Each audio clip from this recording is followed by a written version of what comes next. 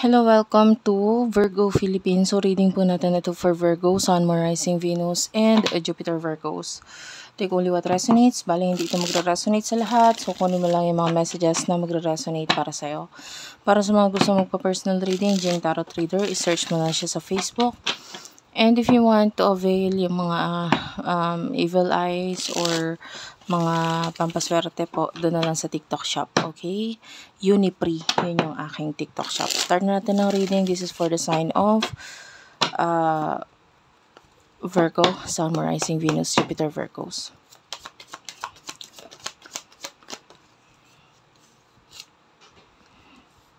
You do have here the Three of Wands and the Ten of Swords.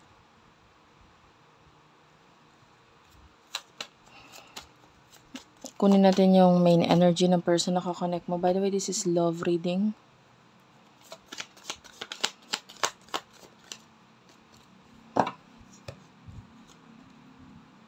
Knight of Swords is here. Knight of Wands and the Queen of Cups. Ano yung mutual energy sa inyong dalawa?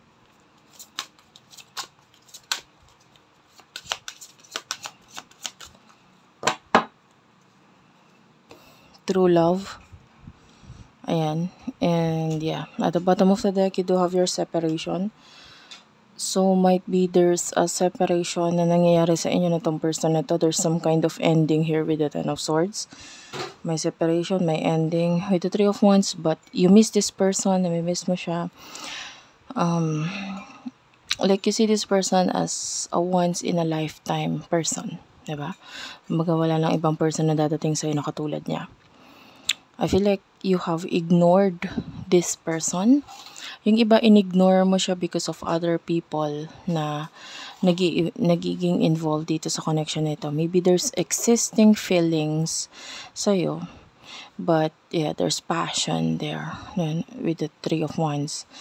But with the Ten of Swords, maybe hindi mo magawang mag-take ng actions or makipag-connect, communicate sa taong ito.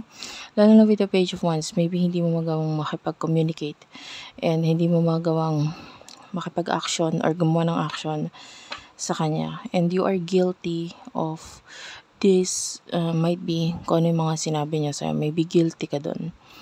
Tinatry mong maging kalmado dito sa connection nito, but honestly, you're just doing that para iwasan itong karma or connection ninyo. But you see this as your true love. Ngayon itong person na to with the Knight of Wands, ayaw ka na niyang gambalain or ayaw ka na niyang guluhin, you know. Pwedeng may nagpigil sa kanya or yeah, maybe in the past may nagpigil sa kanya or may nagpipigil sa kanya ngayon to do that, nagambalain ka. And this person with the Queen of Cups has a lot of love for you. No?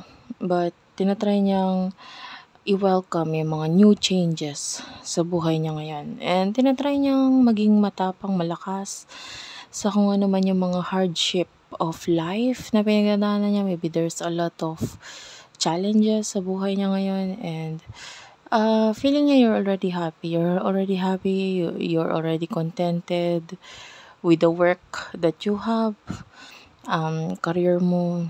If you have other partners or friends in your life, might be feeling niya kontento ka na doon, and this person sees you as someone being selfish kasi hindi mo maibalik yung mga bagay na gusto niyang ibalik mo sa kanya. Or maybe, excuse me, yung pagpansin. Yan. And or this person sees you as, I don't know, maybe yung iba sa inyo nakikita mo siya as like katulad ng parents mo, mama mo, papa mo, ganun. And or vice versa, nakikita kanya as katulad ng kanyang magulang, like yung mother niya or father niya, or maybe mother figure or father figure sa buhay ng taong ito. And then let's find out yung emotions niyo sa isa't isa.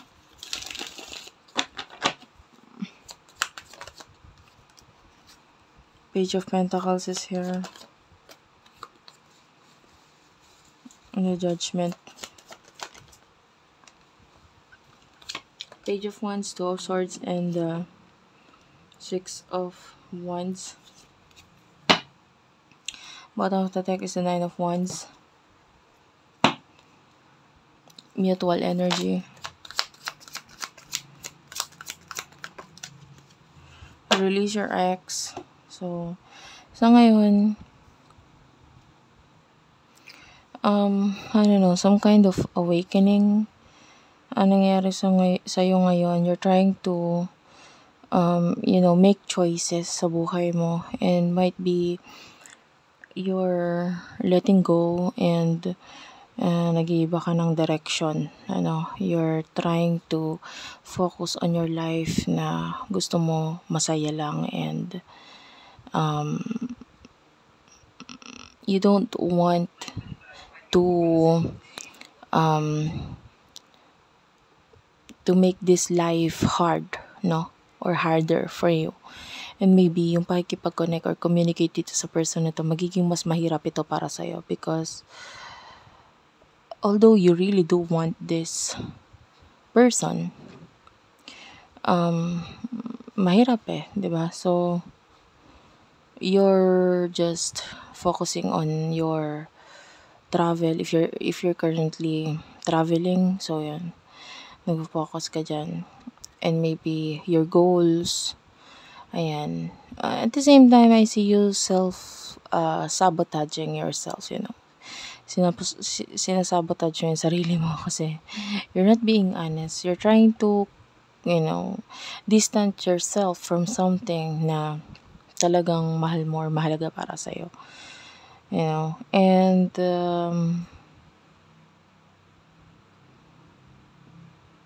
I feel like sumusunod ka na lang sa kung ano ibibigay sa'yo ng buhay. Kung ano yung yung ibigay sa'yo. Like, hindi mo pinipilit ito.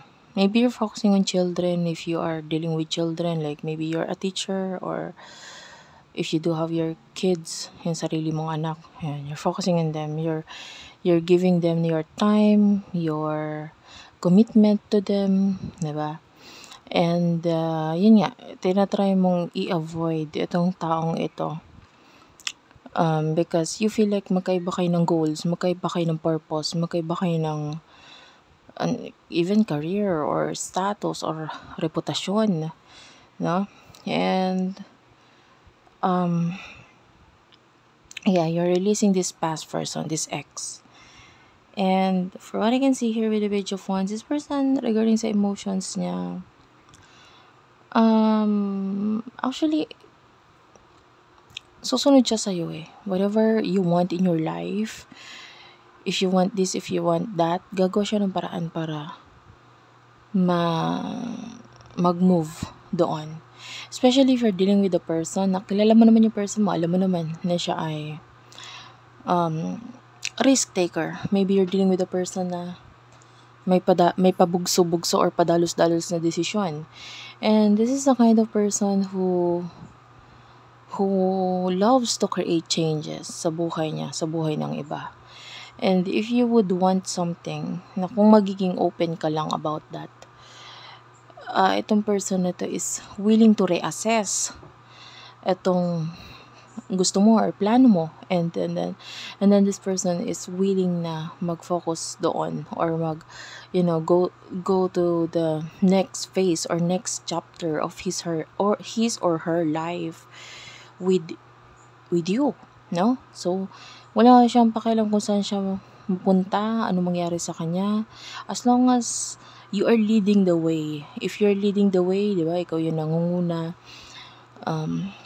this person is willing to go, or to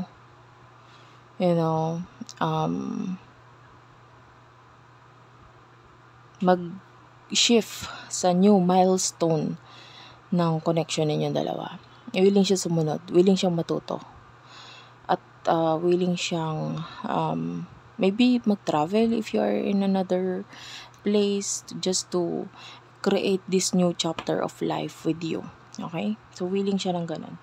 Those swords, yeah, the decision is actually regarding sa'yo. Kung ano yung decision mo, kung ano yung gusto mong mangyari. Kasi this person is willing to give everything. This person is willing to please you. Ikaw ang masusunod, 'di ba? Para sa kanya. And this person is willing to let go of everything negative in the past or whoever or whatever itong nagiging nagpapahirap sa connection ninyo. Willing siyang i-let go itong mga bagay na ito. If only you are going to be open sa mga gusto mo. Like, I can see the planet Mercury. It's about communication. Kumbaga kung magkakaroon lang ng magandang komunikasyon sa inyo, this person is willing to let go of everything. And you do have your unrequited love. This is what you are both feeling right now. Pakiramdam niya, hindi enough yung attraction mo para sa kanya, that there's not enough love, and feeling niya hindi mo siya gusto. And nakikita niya rin yun because nine-neglect mo siya or wala kang pagpansin na ginagawa sa kanya. Okay? During this challenging time. So, feeling niya, ayaw mo sa kanya. And then, might be, ikaw din, ganun. Kasi, or feeling mo hindi kanya magugustuhan. If this person is being open sa kanyang emotions or love sa'yo, feeling mo, hindi mo pa ako ganun kakilala eh. Hindi mo pa alam. Feeling mo, hindi kanya magugustuhan sa kung ano yung totoong ikaw. Diba? You feel like this person doesn't see the real you yet. And pag nakita mo niya, hindi kanya magugustuhan. Yun yung pakiramdam mo Parang inuunahan mo na siya na ay, mahal mo siya, gusto mo siya, namimiss mo siya, pero alam mo sa sarili mo na pag just in case lalabas yung totoong ikaw or may papakita mo yung totoong ikaw, hindi kanya magugustuhan. So, pinangungunahan mo na itong taong to. And then, because you lack commitment, communication sa taong ito, feeling naman niya, hindi mo talaga siya gusto. Okay? So anyway, what will happen between you and your person in the near future? What will happen in the near future sa inyong dalawa? Ace of Wands is here, the Chariot. What's with the Chariot? Page of Swords. In the near future sa inyong dalawa, you do have the Eight of Cups, Nine of Cups, Three of Swords.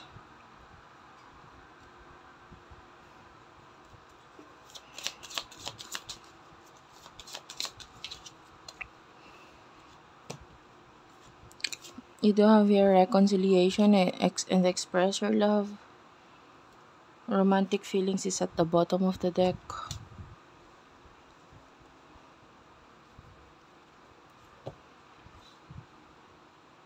I want to clarify the Chariot. What's with the Chariot? That's Cancer energy. You do have here the Seven of Cups and the High Priestess. I feel like there's a new beginning pagdating sa'yo. There's something here in the future na gusto mo pero hindi mo or alam mong hindi mo makukuha or hindi mo makukuha. You feel like you're not enough. And I'm seeing with the Page of Swords na may mga hint or you're thinking about the future and that future, this near future, ang nasa isip mo pa rin is the future, and I feel like bago ka mag-take ng risk or gumawa ng isang bagay, masyado ka kasing advanced thinking alam mo yun. And the High Priestess, although there's a spiritual connection sa inyo na tong person na to, and kada manonood ka ng tarot readings or magkakonsulta ka sa mga tarot readers or astrologers or any kind of spiritual stuff or spiritual people, kahit makipag-connect ka sa kanila, siya yung itinuturo sa'yo eh. And siya rin yung nararamdaman mo. There's a spiritual connection sa inyong dalawa. But the Page of Swords, you are... unfortunately, this is like your spirit na parang, I see this as... the Page of Swords is a young man or woman. No, doesn't matter kung anong gender. So dahil spiritually hindi mo alam ang gagawin, medyo ligaw. And the Ace of Wands, I feel like pinaka-actions na alam mong gawin is to consult this yun nga, mga maybe a tarot reader. Some of you in the near future may pagkukonsulta na gagawain sa mga taong ito. Or yun nga, mananatiling manonood ng mga tarot reading sa YouTube just to know his or her feelings, anong pinagdadaanan niya, whatsoever. This is you making it hard for yourself. Honestly, kasi you're trying to ignore the things or the stuff na gusto mong gawin or dapat mong gawain. And if you want future for this person, of course, kailangan mo ring mag-let go of something.